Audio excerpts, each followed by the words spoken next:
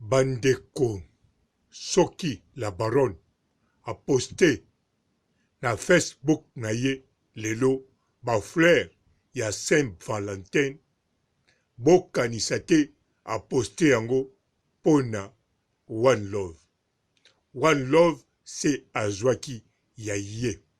Wana a posté pona biso.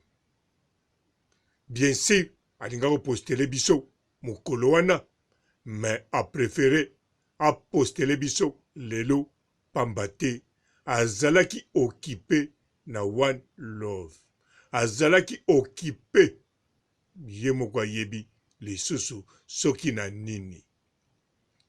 Mbote ba papa, ba mama, bandeko.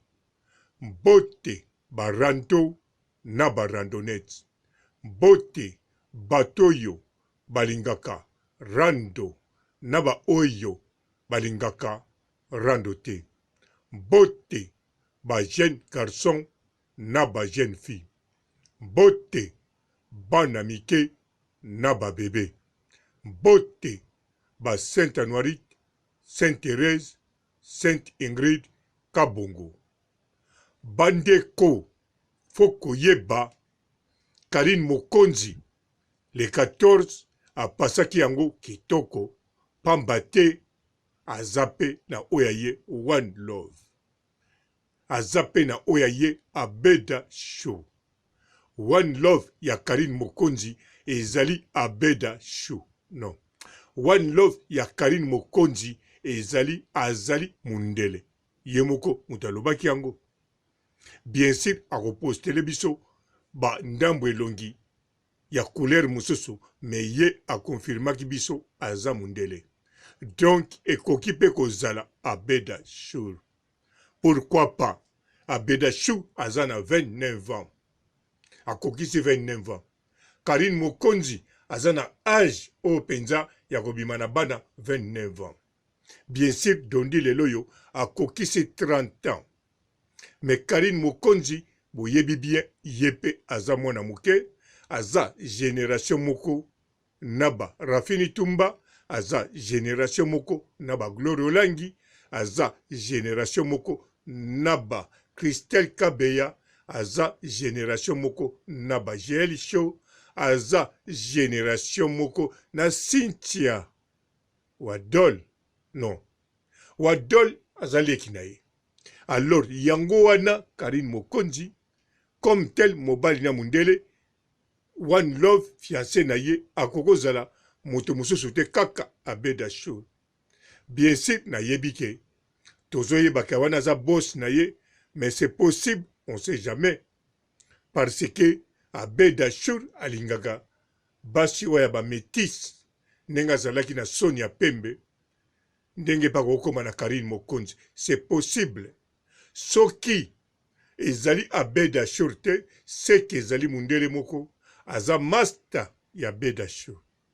Soki pe ezali aza master Abeda Show te, seke ezali mundele mukolo chateau.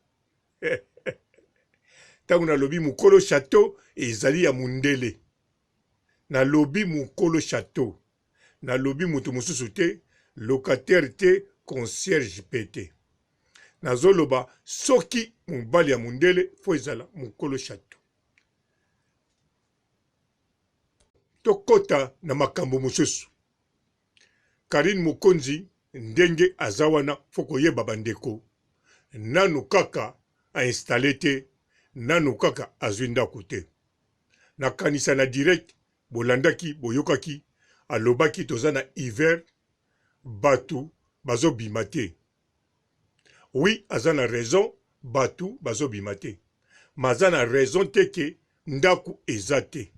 Bandaku ezali. Po ye moko alobi, ba visitaki bandaku mususu, bazo zela babenga bango. Donc, elakisi bandaku ezali. Po Belgique, boyebi bien, bandaku ezalaka de bouche à l'oreille, eza na Facebook, eza na balabala ozotambula, ozomona bakoma wana aloué.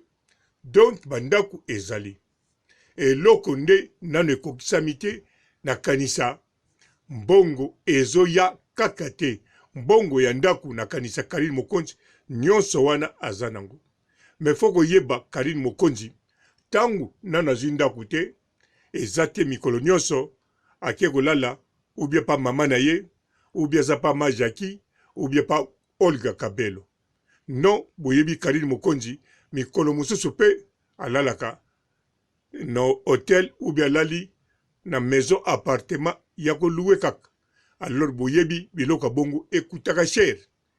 Yango wana soki aza na mbongo na maboko elakisi Karine Mokonzi tangu nanu akomi bisika moko fixité akomi na ndaku oya yete ako dépenser plus que soki aza na kata ndaku na ye.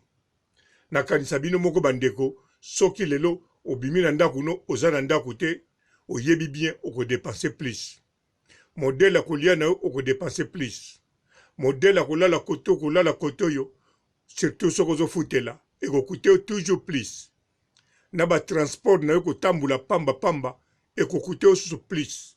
Yango na Karine Mokonzi lokola nano installé te vie ezo coûter ye plus. Donc mbongo oyo aza nango na maboko aza ko dépenser. Pe boyebi bien Karine Mokonzi aza na salaire fixité oyo azwaka par mois. Pe boyebi bien Karine Mokonzi aza wana aza toujours na besoin ya mbongo.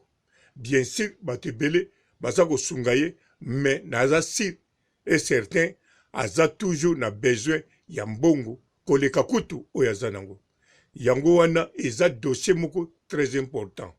Tango bato baza kozela a installer azwa ndaku boza kotuna soka kokota mokolo nini boyeba mbongo oyo aza nango eza ko dépenser aza ko dépenser entre temps aza koluka. Avandi bisika moko te atie mbongo yango na kesi azoluka ndaku non. Aza ko dépenser jour na ye ekutake cher. Yango wana ba oyo bazo continuer ko bakisile mbongo baza bien eza malamu mingi. Ba oyo pe baza na posa ya ko continuer ko bakisa mbongo ko tindela mbongo. En tout cas eza très important vraiment pote a dépenser yango na mikolo na mikolo. Alors ngai na sukisi awa botika la malamu et ciao. Bonjour fidèles internautes de www.elengiakomba TV. Bonjour, bonsoir, balandi nyonso ya Elengi ya Komba. Congolaise TV.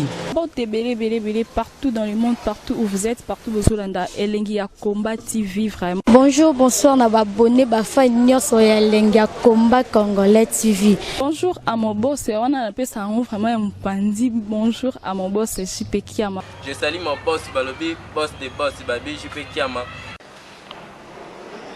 Bonjour, na bakalanga Elengi ya Komba Congolais TV vraiment. Ngamo na zana chaîne ça kitoko ya boss na JP Kiama ta ay boss des boss ya ni ya danger. Donc ba samta longola zaki. Bu ya boss na biso JP Kiama nzambe na ngai ba boss bazali ba boss bazali JP Kiama le boss des boss. Napesi d'abord bonjour te ba mbote belé na mo boss JP Kiama wana na kozangisa ote donc na ko lekate sana napesa mo boss JP Kiama boss des boss. Bon, bélé partout dans le monde, partout où vous êtes, partout où vous êtes, Elengi ya Komba TV vraiment. Bonjour, bonsoir, na abonné ba fa nyonso ya Elengi ya Komba Congolais TV. Bonjour à mon boss, on a appelé ça vraiment un pandi. Bonjour à mon boss JP Kiama. Je salue mon boss Balobi, boss des boss Babi, JP Kiama. Bonjour, na bakalanga Elengi ya Komba Congolais TV vraiment. Ngamo na zana chaîne ça kitoko ya boss na JP Kiama ta ay boss des boss ya ni ya danger. Donc ba samta longola zaki.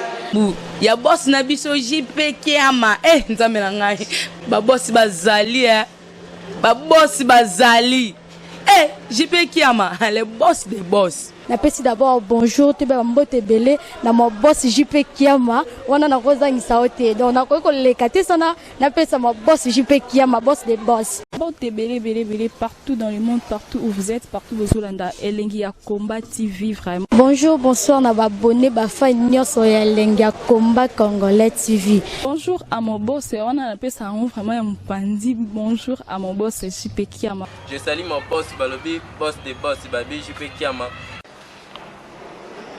Bonjour, na kelenge ya komba, Congolais TV, vraiment, maman la zana, chaîne de chaque kitoko, ya boss na so JP Kiama, ta ay boss de boss ya ni ya danger, donc on va accepter le la zaki. Ya boss na biso JP Kiama, nzambe na ngai, ba boss bazali ba boss bazali.